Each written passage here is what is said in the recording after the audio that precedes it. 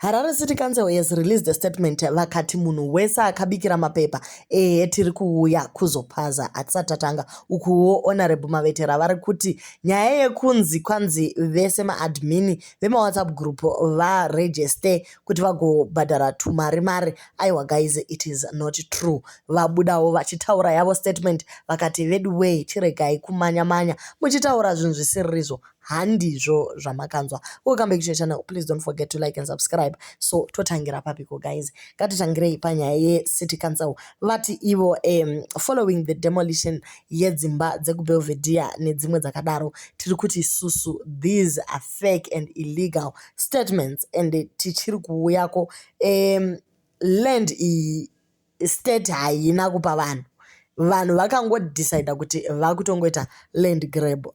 Guys, kwazina kuita land grab ndiani?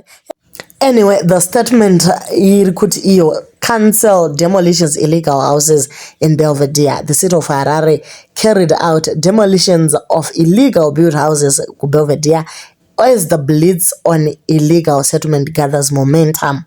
Dozens of houses in an area in Ridgeview, Belvedere, were built using mapepa effect, with some illegal settlers claiming that they were allocated the land by the state. The illegal structures were initially destroyed last year by the occupiers at the instigation of the land barons who sold them the land, defied the city of Harare, and erected new structures. City of Harare issued the legal settlers prior warning. Kuti ibvaipo the settlement vacated before the demolitions. Acting Director of Planning, Mr. Samuel Nyabeza, said, "From today onwards, the city will intensify demolitions of illegal settlements," and warned land barons that they will be arrested without fear or favor. "We have to restore order in the city, and we will not tolerate a situation where people just build houses without approvals and permissions from the council. A settlement has to be planned with all amenities in place before people start building.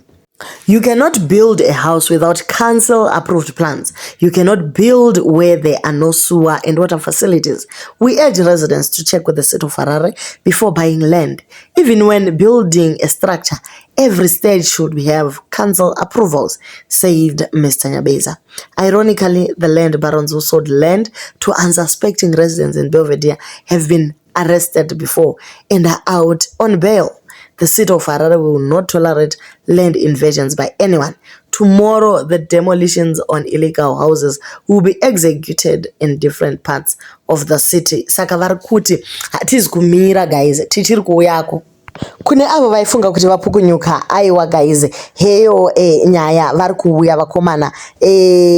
City of Harare yine logo yakanzi pamberi nekushandira vanhu, ndiko kushandira vanhu kwavari kuita uku. Vese vasina kuita council approved vari kuvingwa. Chinonyasa kurwadza ndechekuti pane vamwewo destroyerwa dzimba dzavo vari kuti ivo vanga vane vanhu vaipota vachiuya vachizoinspector vachitopuwa mari. So you find kuti maybe maland barons aya vakagadzira their own set up yekuti vave like madevelopers and they check every step of the way. Dzimba dziya ukadzitarisa guys unotoona kuti dzimba dzepamusorosoro, but they were brought down to the ground. Ko nyika yadiko kungoti since iri land yestate chingotorai vorana masewer pipes vorana zvichingoenda zvakadaro, ko kungovapa vanhu service yacho iyoyo iri kudiwa, pane kuti ma1000 guys ongokandiwa muvhu sekudaro.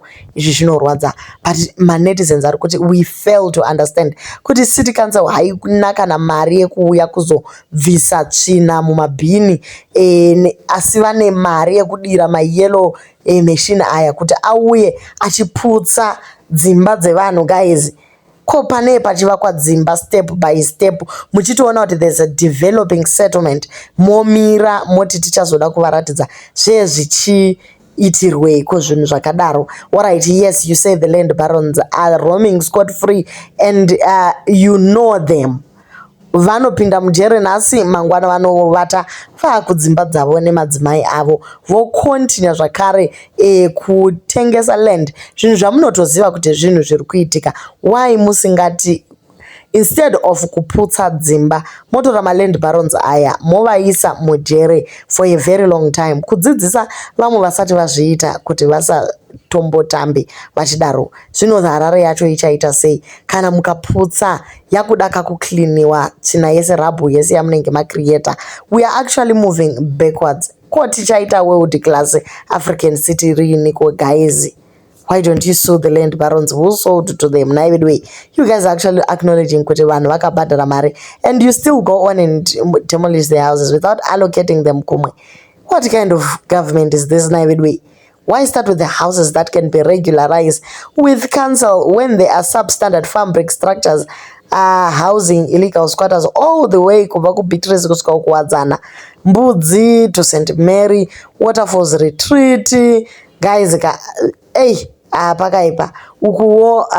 To be honest, how do you buy land in Zimbabwe without doing your own personal due diligence? I'll go as far as to say work with a lawyer to make 100% sure everything is fair and illegal. Stand, you don't buy a car as well if you can't afford the maintenance. It's very sad to see, and I hope the families can find some legal way of getting compensation. Kwangu vakungotaurawo zvako guys, hapana compensation iripo apa. Any stand yaunowana via Zanu, ziva kuti council will come one day kuzopwanya. Some people got the land nemsangano and sold the stands to innocent people. Those people ndivo vanozobuda pa TV vachichema. Ko guys, balance me zvachose. Land yakapiwa vanhu neZanu PF haisi land yenyika here. Zanu PF haisiriyo here state. Council ndiani? Ini ndatorasika guys. I thought kuti the people are the government. I thought kuti kuZimbabwe Zanu PF is the government. I thought kuti pakaitika land grab vanhu vakapuwa land via Zanu PF. I thought kuti that land was legal. Ko ava vanozonzi council ndivanani guys? Avazi vanhu vamwe chete here vari kutaurwa apa. Munenge muri busy kumanisana nemavenda mutaun umu muchisiya vanhu vachivaka dzimba kuti muzopaza. Why do you do this to your own citizens every year? Mvura yakunaya zvine kautsinye mukati, so you are not restoring any order but punishing an already struggling nation. Way musazodaro. Maisaona here water facilities ane basa reiko, pane matepo ari kurimuka uko asati ambobuda mvura for the past 20 years. Alright, yes, tiri kuti service delivery mvura yacho iri kunzi kwaitoda kuti tikupei muHarare yakachena here, mvura yakazara madorodhosi. Way chokwadi tingagoti alright, tomuvha kunyaya yavamavetera. Sorry, tatenda Mavetera ari kuti iye haana kuti vese vane mawhatsap group vauye kuzoregister. Ari kuti hamuna kunzwisisa.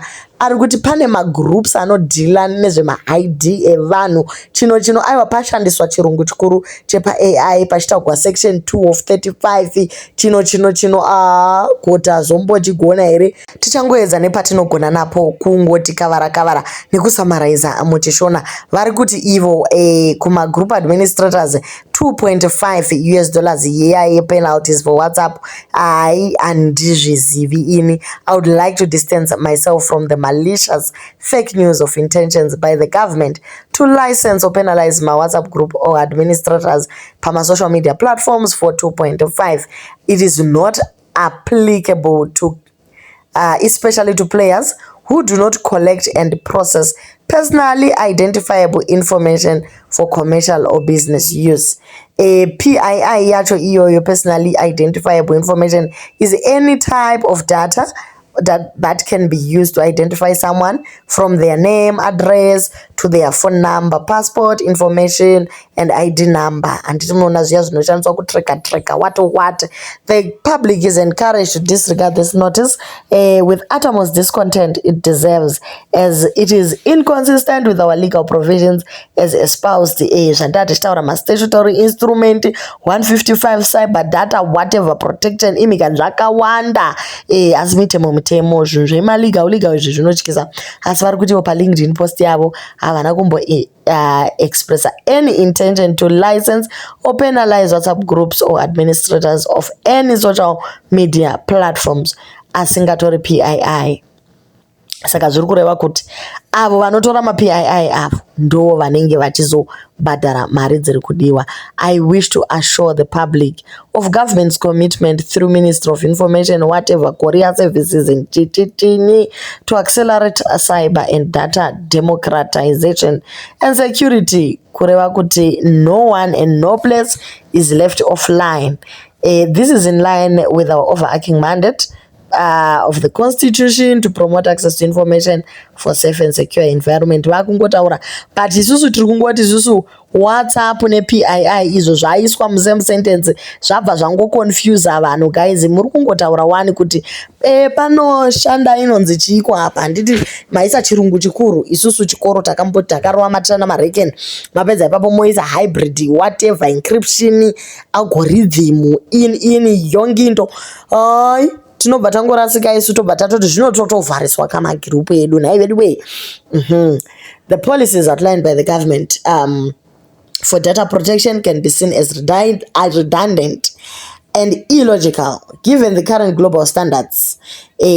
Ndevamwe vari kuuya nechirungu chavo vakati aiwa isusu kaminista takatsenga mabhuku vauyawo neavo protection general whatever yangova hondo. Asi isusu tiri kuti muchiwinzireiko mapolicies anodzvanyirira vanhu vamunofanira kuva muchisumudzira. I used to support you and like you, but now wakutondibuda, so kuda kwako mari, but I don't think you are the right candidate for the office that you occupy. Quietly tender in your resignation, please, lest you lose your dignity in no time.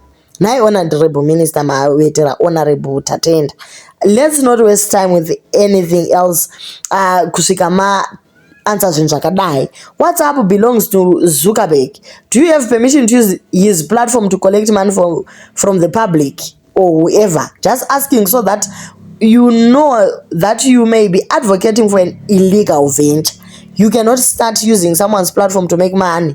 Please show us your agreement or contract in a Meta allowing the Zimbabwe government to collect money from citizens. If you want to collect money, please develop your own WhatsApp, as we are already paying Meta to use WhatsApp for business purposes. Otherwise, this is another looting program by ZANU-PF. Vachingono vabvangoti iwewe, why do you disown your LinkedIn profile? Pangopinda vahopuwere abva atopindura kati I really wonder what you understood about the last post and the interpretation. Where are we going to get WhatsApp taxes with residential country with no employment? Toiwana ipi mari yekuita izvozvo nai vamavetera. Zvakaoma. But anyway, tine tichingoti honorable tiri kumashure kwenyu tichingoti vamavetera shandai muchitishandira basa.